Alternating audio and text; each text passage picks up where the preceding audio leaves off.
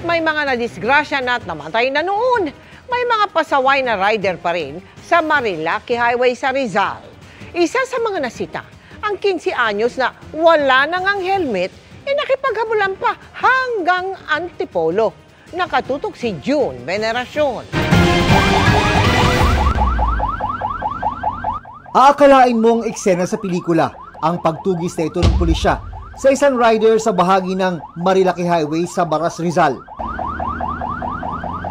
Ang hinahabol, isang 15 anyos na rider na sinita dahil walang suot na helmet. Pero imbis na huminto, humarurot pa umano ito.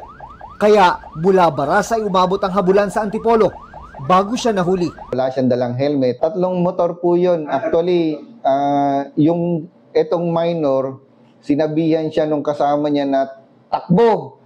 Sinigawan niya takbo. Kaya etong minor, sumunod naman po kaagad. Yun po, kaya nagkaroon po ng habulan. Dahil minor de edad, hindi kinasuhan ang nahuling rider. Pero inimpound din po namin ang kanyang motorsiklo and sinampaan din po natin ng iba't ibang mga violation po sa mga traffic laws po.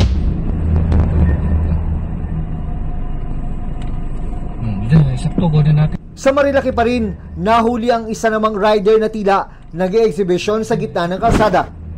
Nagpaikot-ikot pa ito hanggang sa sumemplang.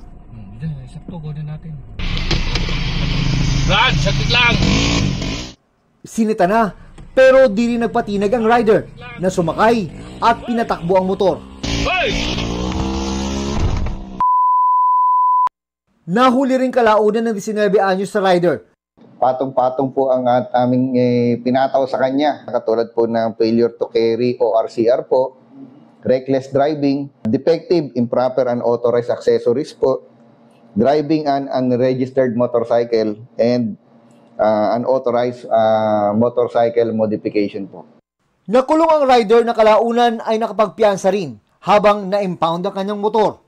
Naghihigpit sa nasabing highway, lalo't nitong Enero lang, isang rider ang nasawi sa bahagi ng Marilaki Highway sa Tanay Rizal.